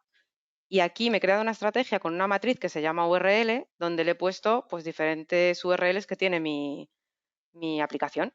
Y utilizo mi acción anterior, es decir, puedo utilizarlo no solo con lo que hemos visto, con qué runner quiero usar o versiones, etcétera, puedo hacerlo con cualquier cosa. Pues en este caso he utilizado mi acción y como sé que mi acción espera un parámetro que se llama URL, pues he utilizado la matriz URL para que funcione. Entonces vamos a verlo, lo ejecutamos. Si si no hay problemas como anteriormente y mi código está desplegado, el pobre, vamos a verlo. Aquí está, no debería de fallar. Y si vamos aquí a las acciones y vemos la demo 5, pues veis que tenemos una ejecución por cada una de las URLs. De esta manera, pues podría reutilizar esta acción que básicamente lo que va a hacer es pues acribillar mi pobre sitio web con Blazor, pues me lo va a acribillar pues con una llamada a la raíz, otra llamada al apartado counter y otra llamada al apartado fetch data, que básicamente son estos que veis aquí. ¿Vale? Y bueno, en este caso, pues sí me interesa, por ejemplo, imaginaros, por ejemplo, en este caso también se me ocurre que nos podría valer para hacer un precalentamiento de un sitio que acabo de publicar con GitHub Actions, porque tengo integración continua y luego tengo el despliegue continuo y como sabéis, pues hay muchas aplicaciones que necesitan un precalentamiento para cargar las cachés y este tipo de cosas y para cargar en memoria y que el usuario pues luego no diga ¿por qué va esto tan lento? Porque ellos no entienden que las cosas pues se despliegan. Pues para este tipo de cosas, pues por ejemplo, podría utilizar esta acción y esta matriz para decir, necesito precargar todas estas cachés y lo lanzo y en una simple acción que no tiene que ver tanto a lo mejor con integración continua y despliegue continuo o sí, pues bueno, puedo hacer este tipo de tareas también. Y como veis, pues con un código súper fácil. Más cosas que os quiero contar. Por último, los runners, que hemos dicho antes que no son los que salen ahora en horario especial, sino los que ejecutan nuestras cosas. Os voy a enseñar antes, aquí en las super colecciones, hay unas URLs que os dejaremos también incluso para que las podáis echar un vistazo. Hay una URL que se llama Virtual Environment, que aquí lo que os va a permitir ver es, bueno, pues qué sistemas operativos y qué versiones son las que os ofrece GitHub sin que tengáis que instalar ni mantener nada. ¿Vale? De hecho, si hacéis clic en cualquiera de estos enlaces, vais a poder incluso ver el software que está incluido, que es un poco lo que comentábamos antes, ¿no? Entonces, pues por ejemplo, veis que para las versiones de Ubuntu, pues tenéis 7zip, Homebrew para hacer las instalaciones de paquetes, Ansible, la Zcopy para hacer carga de archivos o descarga de archivos, ¿vale? Y luego tenéis un montón de utilidades, como veis aquí, incluso pues el CLI de AWS o el de Alibaba, aparte de los de Azure que hay muchos más, ¿no? Y luego, pues bueno, versiones del SDK de .NET, pues ya veis que hay aquí, hay chorrocientas. ¿Y qué más cosas hay? Pues bueno, un montón, ¿vale? Le podéis echar un vistazo y ver si efectivamente pues se aplica lo que vosotros necesitáis. ¿Que no aplican? Siempre tenéis la opción, antes de pasar por tener algo hospedado, siempre tenéis la opción de crear una GitHub Action, montarla sobre un contenedor de Docker como he hecho yo con el Apache Benchmark y como veis necesitaba una herramienta que no estaba instalada o que creo que no estaba instalada porque la verdad es que no me fija, pero si no está instalada la herramienta podría incluso crearme una acción con un contenedor que ejecute esa herramienta. Si además necesito integración con algo que esté en local, pues ahí ya sí que necesitaría uno que esté hospedado. Para los que están hospedados hay que cumplir unos requisitos de sistema operativo, que si mal no recuerdo los tengo aquí. No, aquí no. Bueno, aquí os cuenta un poco cómo funciona, pero creo que tengo otro. No quiero el help. No pasa nada. GitHub Actions es el hoster runner. Ay, pero me va a llevar al mismo sitio. No pasa nada. Bueno, aquí os viene igual también. Bueno, aquí os viene todos los sistemas operativos que están soportados para instalar este ejecutable, ¿no? Que ahora os enseño. Pero bueno, veis que en Linux tenéis Red Hat, CentOS, Oracle, Fedora, Debian, o sea, tenéis un montón que podéis utilizar. En Windows desde la versión 7, incluso la 8.1 también la podéis utilizar. Y luego, pues en la parte de de macOS pues igual, ¿no? Por ejemplo, os voy a enseñar, tengo aquí un Windows maravilloso donde tengo este runner funcionando, ¿vale? Como veis, es una aplicación de consola, no tiene más. De hecho, si hago doble clic en esta carpetita que se llama runner, esto se entiende que es un archivito que yo me descargo, lo configuro y lo ejecuto, ¿vale? ¿Cómo se configura esto? Pues si nos vamos otra vez al mundo Mac y me voy al Edge, me voy a mi repositorio y cuando hago clic en Settings veo que en el apartado Actions tengo también un apartado que se llama Self-Hosted Runners, ¿vale? Y aquí veis que tengo 3. De hecho, tengo los Mac que están parados, los pobres, y luego este que aparece en verde, que está idle, que está en espera, es el que os acabo de enseñar, que está esperando a que le dé curro. Ahora mismo no tiene nada que hacer. ¿Cómo funciona esto? Si os fijáis, todos los self-hosted runners e incluso también los que tienen hospedados GitHub tienen o funcionan por lo que se llaman etiquetas, ¿vale? En el caso de los que están hospedados en GitHub, hemos visto hasta ahora, si vamos por ejemplo a la demo 5, que utilizamos pues Ubuntu Latest, Windows Latest, MacOS Latest, etcétera, y eso significa que estoy utilizando todos aquellos runners, que en este caso son los que están en GitHub, que tienen la etiqueta Ubuntu Latest, ¿vale? Cuando nosotros creamos estos runners, que ahora os enseñaré, pues también tenemos dichas etiquetas. Lo que pasa es que, bueno, si queremos las podemos incluso personalizar. Por defecto, pues te instala o te asigna la que se llama self-hosted, para que se entienda que son de los que son hospedados. Incluso, bueno, pues el tipo de procesador o lo que está utilizando para esas máquinas y luego pues el sistema operativo. E incluso si quisiera podría utilizar otras. Si yo quiero agregar uno nuevo, pues vais a ver que tenemos un apartado donde te dice que puedes seleccionar el sistema operativo y la arquitectura.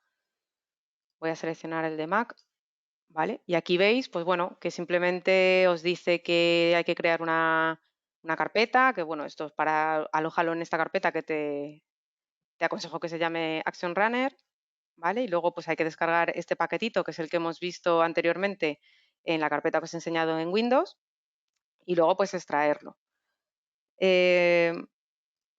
Vamos a ver, porque si mal no recuerdo, he dejado esta carpetita descargada para que no esperemos todos aquí a que se descargue esto. Y si me voy al desktop y me voy a Action Runner, pues podría incluso, además es súper fácil porque te deja ir copiando los comandos y le podría decir que la quiero, descomprimir. Y luego, una vez que está finalizado este proceso, si quiere el pobre, pues bueno, te va a decir que se va a configurar. Pues para configurarlo, lo único que tienes que decirle que realmente no tenéis que hacer nada porque ya os da el comando cuál necesitáis, la URL del repositorio y luego un token que los ha generado. Y le podría dar a copiar. Le digo que esta va a ser mi configuración. En el momento que esto ocurra, lo que va a hacer es que va a iniciar el proceso de configuración, te va a decir, este es el proceso de configuración, este es el nombre que le voy a dar a esta máquina, ay, pobrecito, porque este ya está configurado. Si quieres añadir nuevas etiquetas, cuál es la carpeta donde vamos a hacer diferentes tareas, etcétera, ¿vale? A ver, este pobre. A ver si puedo poner aquí config remove y así lo vemos. Perfecto. A ver. Vaya por Dios, me va a pedir el token. No pasa nada, lo damos.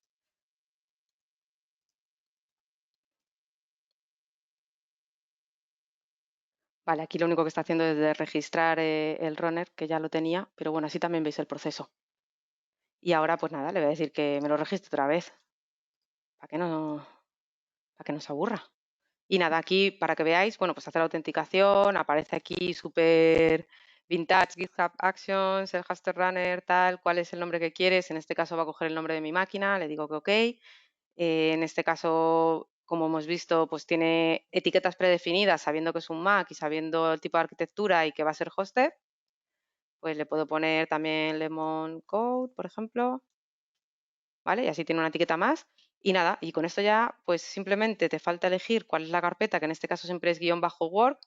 Aquí, por ejemplo, sí que os digo que tener cuidado cuando desplegáis este runner, porque os puede ocurrir que lo pongáis en una ruta muy lejana del path root y, bueno, por ejemplo, en el caso de Windows, que tenéis 256 caracteres para un path, pues como luego os descarguéis cualquier aplicativo o cualquier compilación que se vaya de lejos de ese path, pues os va a fallar porque no le va a caber la ruta que tiene que descargar, por ejemplo, ¿vale? Así que eso tenerlo en cuenta, que necesitáis que la ruta tenga el espacio suficiente para que luego pueda descargar cosas dentro, ¿vale? Y luego, por último, pues nada, le diríamos que quiero hacer un run y esto, como en el caso de Windows, pues se quedaría a la espera de que algo pase. Pues está conectado y esperando jobs, ¿vale? De hecho, si me voy aquí atrás, ahora tendría los dos funcionando. Y de hecho este, ¡ay, pobrecillo! Le he puesto mal la etiqueta, ¿vale? Pero bueno, os hacéis una idea. Y ya para terminar, pues en la demo 6 os quiero enseñar varias cosas y es, bueno, vamos a hacer estos runners. A ver, ya estoy, me siento perseguida con esto. Disable, demo 6, master, ¿vale?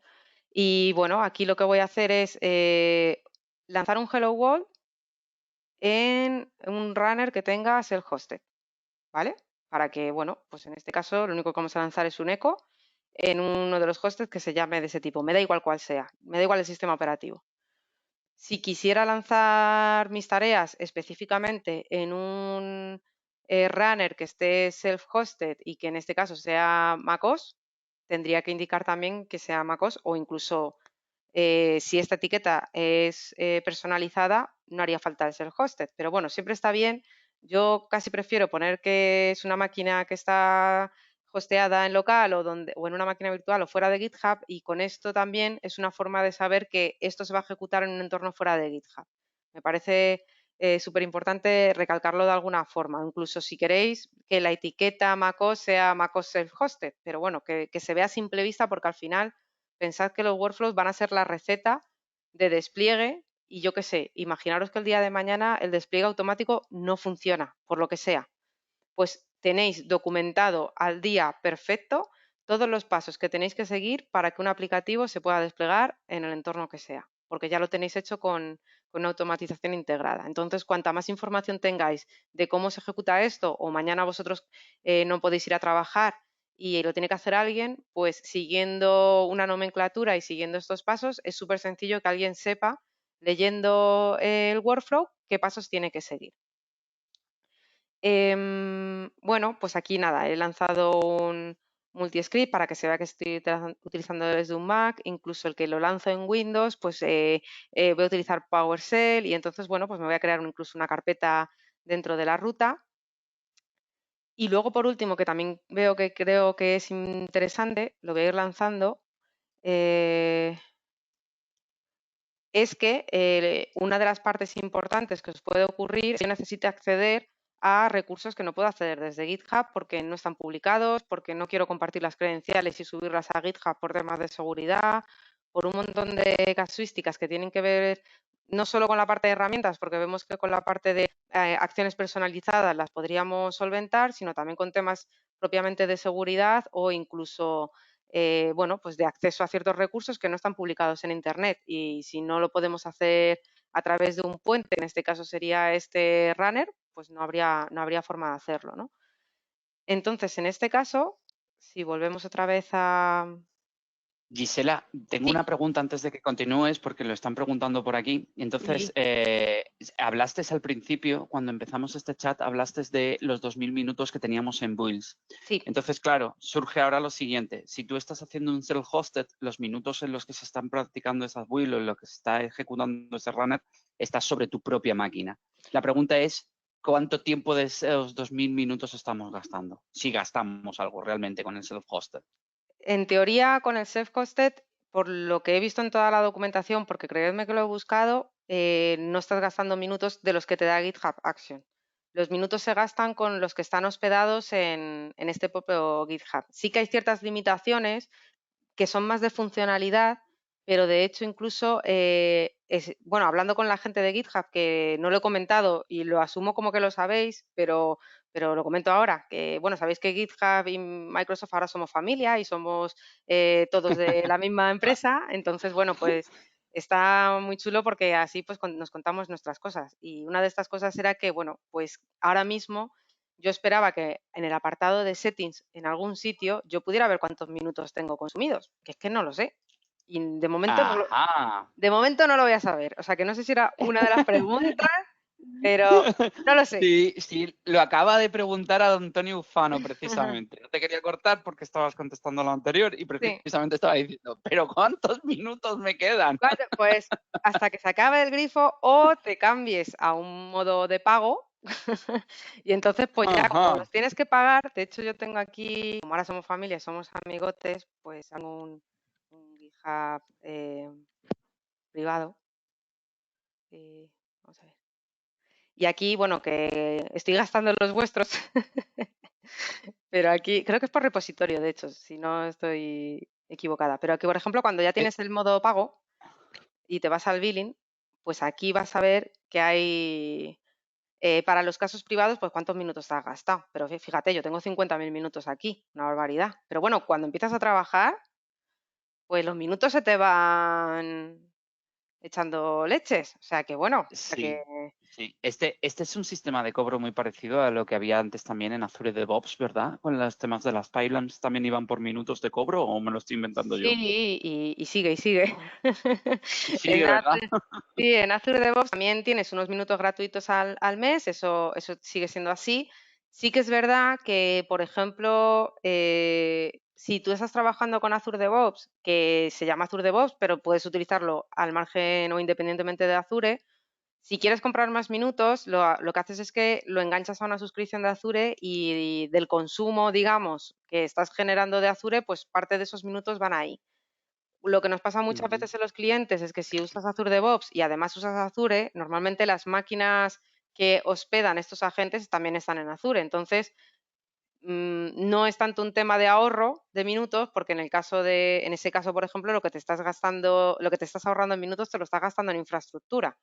O Claro, bien porque es una máquina virtual, o bien porque tienes que dedicarle ciclos de tu vida a mantener esa máquina, sí, configurarla, que tenga espacio, entiendo. problemas con los paths, como me pasó hace, pues la semana pasada creo que fue, pues eso, que me petaba todo el tiempo, con perdón de la expresión, y era como, ¿qué pasa? Y era porque había puesto mi runner en una ruta que no tenía espacio suficiente para descargarse los archivos porque la ruta estaba ya casi en el tope de caracteres que me hacían falta.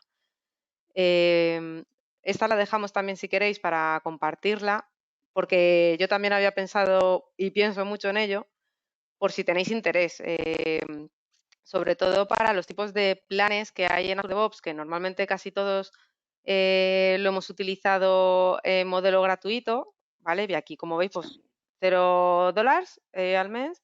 Tenemos 2.000 minutos de acción gratuitos. Cuando te pasas al modelo Teams, al modelo Enterprise y luego ya pues a GitHub One, que ya es otra historia, ya son más Enterprise, pero el modelo Teams sí que es bastante accesible porque son 4 euros al mes por usuario, pues ya tienes 3.000 acciones por minuto por mes Mm, y luego también tienes, o sea, como que son gratuitos para los repositorios públicos. Luego sí que es verdad que en los modos que son de pago, pues tienes un apartado de billings que lo puedes ver. Pero en el modo gratuito, me imagino que en algún momento pues aparecerá en algún sitio o se parará, no lo sé. Pero yo sigo tirando alegremente A mí no se me ha parado ninguna build. A lo mejor alguna vez cuando veo que alguna se queda parada y digo, se me habrán acabado se me han acabado los megas, se me han acabado los minutos, pero no, luego tira, entonces pues sigo feliz. Si la ignorancia es la felicidad, yo Estoy lo tengo. totalmente de acuerdo contigo. Yo creo que leí por ahí que si se te acaban los minutos siempre puedes comprar un bonito de minutos por ahí y ya está. Claro, Y una entonces, pues bueno, preguntilla, Gisela. sí. El tema de self-hosted te ejecuta en tu máquina tal cual, o sea, no levanta ningún contenedor de Docker ni nada, ¿no? Efectivamente, a no ser que luego las tareas si por ejemplo necesito una acción como la que hemos visto antes, que ejecuta un contenedor de Docker, necesito Docker, claro. O sea, Claro, pues porque yo lo ahora... que pienso es Mm. para tener un entorno limpio, pero lo podría hacer en el mismo GitHub Action, o sea, podrías tú currarte en GitHub Action que levante un contenedor de Docker, que ejecute lo que sea y, y así te aseguras que está limpia la máquina, ¿no? Porque tu ordenador siempre puede tener algo raro, alguna actualización, alguna cosa que no cuadre con el entorno, ¿no? Sí, de hecho, bueno, en la acción que os he enseñado de Apache Benchmark, esa, por ejemplo, se lanza todo en un contenedor de Docker y cuando ya termino de ejecutar mi workflow, pues, o incluso el job, pues ya desaparece y se pulveriza, ya se acabó. Y lo que bien comentas es justamente eso, que puede pasar que, claro, o sea, la parte de self-hosted está muy bien porque va a haber escenarios y yo me los encuentro prácticamente a diario, que la mayoría de los clientes tienen, no para todos, pero sí muchos self-hosted, sobre todo tanto en GitHub como en GitHub Enterprise, perdón, como en la parte de Azure DevOps, porque tienen que conectarse a una VPN, porque tienen que coger ciertos archivos de un sitio que no está público, entonces, Claro, claro, no hay eso forma de es. hacerlo desde aquí. De hecho, Claro, eso es. os había dejado aquí para terminar solo y ya si queréis os preguntamos, hablamos lo que queráis, que si no se me va a olvidar.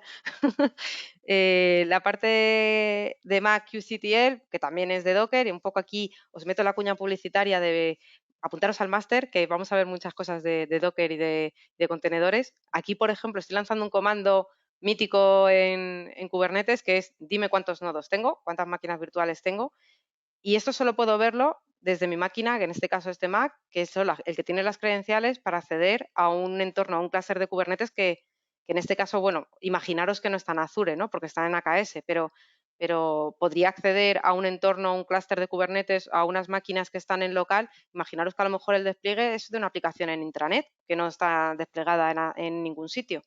Pues tendría que hacerlo con self-hosted, porque sería la única forma de poder llegar a esas máquinas que hacen ese hospedaje. Y ya está, ya me callo, ya. Sí, no sé cuánta gente habrá quedado, pero bueno, ya no tengo nada Bastante, más que bastante. contaros. Una preguntilla, Gisela. Aquí todo el mundo está preocupado por el minuto de build. Yo en algunos clientes con Bitbucket y con otros que hemos manejado, con Circuit y tal, hay trucos que tú en el YAML le dices, hazte el build solo cuando vayas a master o cuando pides la pull request. ¿Esas cositas la tienes tú también en GitHub Sí, Sí, Actions? sí, claro, porque al sí, sí. final cuando tú especificas en on en base a qué, Eso es. pues entonces en ese caso tú puedes decirle, pues quiero este branch, pero a lo mejor solo quiero el de dev o incluso, no sé si, a ver, me deja de intelligence aquí, pues fíjate, tienes un montón de eventos a los que te puedes suscribir, incluso que se cumplan Hola. ciertas cosas. Es decir, quiero que sea para el branch master, pero con esta etiqueta, por ejemplo, que vemos aquí, o para un pull request, Pull pero quiero para request. la review, Qué guay. cosas muy concretas. De hecho, aquí no lo he enseñado porque me lío a hablar y no sintetizo, pero por ejemplo tengo otro que es un schedule y este, por ejemplo, pues es una tarea programada que se lanza pues una vez al día. Imaginaros las típicas builds que se hacen por la noche o yo qué Ah, sé. qué clásico. Sí, Sí. clásico. No sé si ya se estila tanto, pero bueno, yo creo que sí. Pero Por sí. no, por no gastar minutos, si todo es ahorrar, pues bueno, pues podrías lanzarla solo por las noches y asegurarte de que todo va ok. Em, y luego, por ejemplo, el truco que os contaba antes del príncipe de Persia, que yo estoy utilizando llamado disable, era porque yo me he encontrado que no hay forma humana de deshabilitar un workflow. Es decir, en el momento que tú lo tienes en tu repositorio de código fuente, ya no hay forma de deshabilitarlo a no ser que borres ese archivo. Pero claro, si lo borras ya no está. Entonces, Mira, me creo un branch que no existe. Y como no lo va a existen investigar, hay dos preguntillas por aquí. Dice, ¿se podría añadir la caché de un will en los artifacts. Eso es también típico de, por ejemplo, de las GitLab pipelines, creo que recordar que eran, que tú aprovechabas lo que estuviera generado anteriormente, no limpias caché y pasa a la siguiente parte de la tubería. ¿Eso es posible aquí? Pues no lo he probado, pero creo que sí. De hecho, estoy buscando, según me lo comentáis, bueno, me da igual cuál coger en realidad, porque creo que lo he visto, o sea, no lo he probado directamente, pero creo recordar que sí, porque aquí vemos que tenéis un caché de artifacts y tengo memoria fotográfica y sé que aquí está. No lo he probado, pero sé que existe. O sea, que sí que, sí, esto de hecho nos pasa también en Azure DevOps. Y en otras situaciones que hemos hablado en otros clientes, porque claro, si esto se cobra por minutos y te pasas de minutos bajando artefactos y instalando dependencias y cosas que no están, pues claro, también puede pasar que, bueno, cuando hay que rascar un poco en minutos, pues también se puede cachear cosas de este estilo. Y luego, otra cosa que está preguntando Antonio Fano, al schedule, ¿qué le pasas? ¿Los parámetros como usando cron? Sí, No. de Vale, pues hecho, perfecto. sí, hay algunos articulillos. Bueno, tengo un blog donde escribo mis penurias y estos temas varios, que también aprovecho la cuña publicitaria. Está muy Y bien tu había, blog, hombre. Enseña gracias. tu blog, que está Voy a muy enseñar bien, un hombre. poco, enseñar un poquito. A ver, eh, aquí no está, aquí. Es que no, así no entro en, no naufrago por GitHub porque tengo tantos repositorios que ya no sé ni en cuál está. Pero aquí se ve, es un cron, ¿vale? Y podéis poner diferentes cron dentro del mismo schedule, porque imaginaros que queréis a ciertos días, Míralo. ciertas horas, Claro, y luego pues yo que sé, los fines de semana en otra hora en qué concreto, o guapo. algo que se sale de la regla. Pero bueno, esto es magia en una sola línea y se ejecuta todo perfecto. O sea que Sí, está muy chulo, muy guapo. más Muy guapo, cosas. muy guapo. Así que bueno, eso es un poco lo que os quería contar. Vamos a estar por aquí, como os decía, vamos a estar también en el evento, en el máster, perdón, del bootcamp, que vamos a hablar de todos estos temas y también de la parte de Docker. Vale, Y mira, sí, hay otra pregunta de José González, que es ujú, una persona que ha estado utilizando bastante Jenkins, por lo que pone aquí. Y dice, por lo que he visto, los jobs reaccionan siempre a alguna acción que ocurre en el repositorio. Vengo de Jenkins y con Actions echo de manos ejecutar un job concreto. Eso es cierto, en Jenkins puedes ir directamente y ejecutar un job de manera directa. No sé si se puede hablar de la transición de algo más clásico como de Jenkins a Actions. Más que nada, ¿tú puedes ejecutar un job de manera manual o siempre tiene que ir ligado a algo, a uno de los eventos que hemos mostrado? Yo creo que esa sería la síntesis de la mm. pregunta. He visto, no sé si lo soporta por defecto. A ver, un momento, porque si por manual podemos entender que una de las opciones sea, a ver si me deja. Pam, pam, pam. A ver, es que recuerdo haber visto que hay como una especie de webhook. Ajá. Entonces, no sé si es el watch, no lo tengo claro ahora mismo porque no tengo ninguna prueba de ello, pero también estuve investigando para un También la supuesto. filosofía, yo aprovecho aquí, Sí. José González, también es bastante distinta a la que es Jenkins. Jenkins es una filosofía en la cual tú tienes tu servidor preparado de Will y evidentemente, claro, ahí tú estás en el servidor de Will, tú entras dentro y lanzar un job es simplemente lanzar dentro de la acción de la propia consola. Es otro rollo. Esto yo creo que va más de la mano, corrígeme si me equivoco, Gisela, a una interacción o una integración con lo que sería tu código fuente directamente con respecto de lo que serían los procesos de Continuous Integration y Continuous Deployment y Delivery, ¿no? De alguna manera están linkados intrínsecamente. Lo otro es, está segregado, está separado, tienes un servidor distinto, tienes que ir al servidor y te lo guisas y te lo comes de otra manera. Pero Sí. bien, a mí me ha gustado, ¿eh? Yo te digo, ¿eh? A mí me ha molado. Me alegro. Yo no lo conocía y me has picado para empezar a usarlo, que lo sepas. Ay, me alegro, me alegro. Es que uno se vuelve ya muy comercial. Pero bueno, a ver, la parte de Jenkins sí que es verdad que también tienen o sea, también puedes tener tu manifiesto, tu workflow de Jenkins como parte de tu repositorio de código fuente, y también puedes hacer ejecuciones. Sí que es verdad que, bueno, yo no soy experta en Jenkins, pero sí que he hecho alguna cosilla y he visto que incluso también puedes hacer que tengas máquinas virtuales volátiles para hacer las build y hacer los despliegues y tal. O sea que hay parte de esa filosofía que es exactamente igual, pero sí que es verdad que, bueno, si tienes esas máquinas donde luego puedes ejecutar, o incluso creo que desde la propia consola también que está integrada en Jenkins también puedes ejecutar ciertas cositas, ¿no? Sí, Aquí sí. no, o sea, sí que se podrían llegar a ejecutar, pues lo que digo, ¿no? Pues que puedas lanzar un webhook. De hecho, yo una de las cosas, y aquí voy a romper una lanza no a favor, sino en contra de un poco de GitHub que he echado en falta, que por ejemplo en Azure DevOps sí que tenemos, es la posibilidad a día de hoy, que seguramente esto os inventará una action, yo ya tengo en mi cabeza una posible solución, es intervenciones manuales. Es decir, si yo, por ejemplo, a mí me ha ocurrido que antes de un pase a producción quiero hacer una aprobación, ¿cómo lo hago aquí? O sea, es decir, no tengo o sea, la interfaz no me está permitiendo tener un botón de decirle, bueno, pues quiero seguir adelante o la quiero denegar, entonces ya me lo cancelas. Sí que se podría hacer. Mi pensamiento, por si os lo pensabais, os cuento mi posible solución es, bueno, pues si se pueden trabajar con webhooks, poder mandar un correo electrónico al usuario, decir, ¿quieres aprobar o denegar este tipo de tarea? Y a través de un enlace, pues ejecutar una cosa o ejecutar la otra. Se podría llegar a hacer. Porque sí que es verdad que aquí no lo he contado, pero sí que es verdad que incluso se pueden ejecutar jobs en base a un montón de eventos, como habéis visto, y luego hay jobs que se pueden ejecutar porque están esperando a otros jobs o pueden no ejecutarse porque no se cumplen ciertas condiciones. Es decir, por ejemplo, tengo un escenario que estuve trabajando hace poco, que es muy típico también. Es decir, quiero desplegar en un clúster de Kubernetes un despliegue con diferentes aplicaciones, pero si el despliegue falla, quiero hacer un rollback, quiero volver para atrás a la versión que estaba funcionando. Entonces yo podría, de una forma súper elegante, coger en la última tarea, no sé si lo puse a nivel de tarea o a nivel de job, ¿dónde estás? Aquí.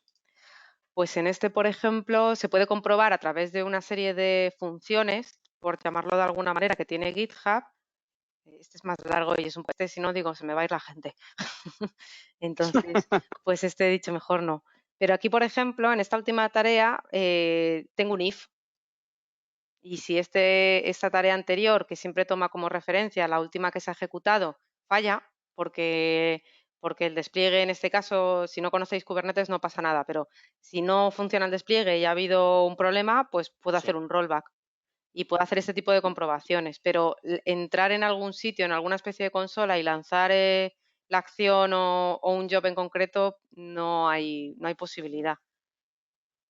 Están aquí preguntando algo Antonio Tobajas y le está medio contestando Braulio, que dice, te recupero desde el principio, y Sí. tenía algo que ver con la OLPD y la Continuous Integration, ¿vale? Entonces, ¿alguien invoca la OLPD? Sí, En general, eso es. bueno, Nada, resúmelo tú, Braulio, por favor.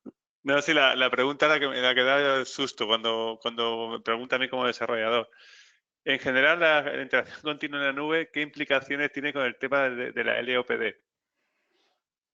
Pues a ver, bueno, esto ya no solo tiene que ver o sea, tiene que ver con cualquier SaaS que utilices de cualquier cosa. Entonces, aquí en teoría, de hecho, en el modo community, digamos, el modo gratuito, pues esto es como todos los agreements que firmamos que no leemos, le decimos aceptar, pues bueno, el código pasa a ser parte de la comunidad, tú lo tienes tal. Sí que es verdad que puedes tener algunos repositorios privados y se intenta que, bueno, que el código que esté ahí pues no tenga datos sensibles. Ahora bien, en el modo Enterprise hay dos sabores.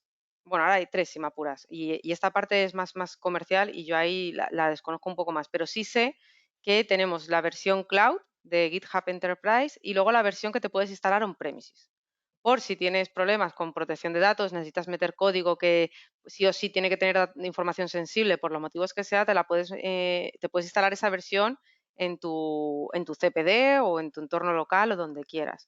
Entonces, tienes que decidir y tienes que valorar si el contenido que puedes subir, evidentemente hay protección de datos, es decir, pues se siguen, no me conozco ni las leyes en concreto, ni las estipulaciones que se marcan tanto en GitHub como en otros productos que tenemos propios ahora de Microsoft, pero bueno, que sí que siguen unas directrices bueno, que lo suyo y evidente habría que revisar si es una preocupación de que el código, aunque sea privado, pues requiere de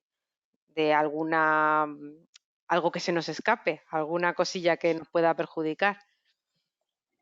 Pero bueno, eso puede pasar incluso, pues eso, con el propio correo en modo SaaS, Office 365, Azure, Dynamics, pues bueno, no lo buscaré de todas formas para ver el contenido y lo podemos pasar también, que creo que es Mira, interesante aquí tenerlo en cuenta.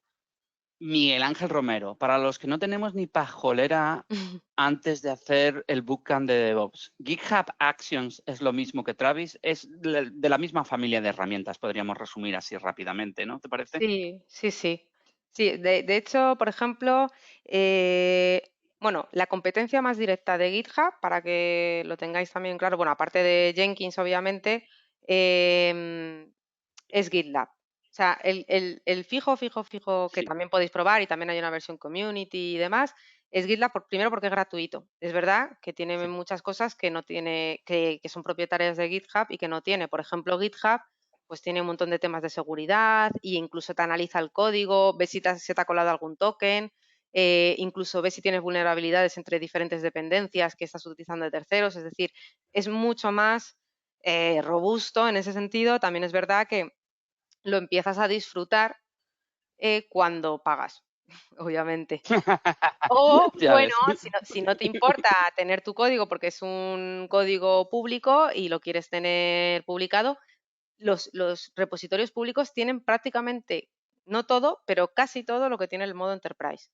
Y de hecho, Travis no he tenido el placer de trabajar mucho con él, pero por ejemplo con Jenkins, que básicamente es bueno, se utiliza para hacer procesos de automatización propiamente, pero ¿qué pasa si necesito, por ejemplo, tener un project, un sitio donde gestionar mis tareas, donde gestionar los issues? Luego, por Entiendo. ejemplo, la Sí, parte de insights. Aquí, por sí. ejemplo, en la parte de projects, que no lo tenemos muy rellenado, pero bueno, se ve Qué más o menos guapo. los ejemplos, pues yo aquí podría crearme pues una plantilla y crearme un Kanban y poner Lemon Code. Mm. Y aquí, por ejemplo, podría poner hasta un automatizado y decir, pues, yo qué sé, pues bueno, pues tengo mi Kanban, entonces con lo cual ya no tendría que usar un Trello, no tendría que utilizar un Ay. Monday. Esto Claro, sube por momentos, Gisela. claro, esto tiene mucha chicha. Yo os venía a contar GitHub Option, que es una pestañita, pero luego también, si os fijáis, tengo un apartado de wiki, que por ejemplo en Azure DevOps nos lo estuvieron pidiendo fácil un par de años y bueno, pues aquí también está disponible. La parte de issues, pues esto da mucho juego también, porque yo me puedo crear un issue y un Sí. issue parece que es un error, no tiene por qué ser un error. Puede ser No, para nada. pues yo qué sé, voy a poner aquí demo.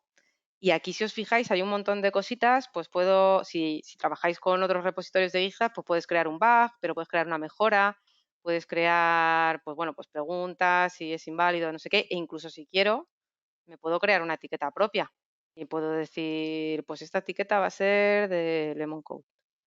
Y bueno, puedo elegir hasta el color si queréis. Vamos a coger Hala. uno guay. Ay, no me ha salido lemón. Bueno, pues rosita lo voy a dejar.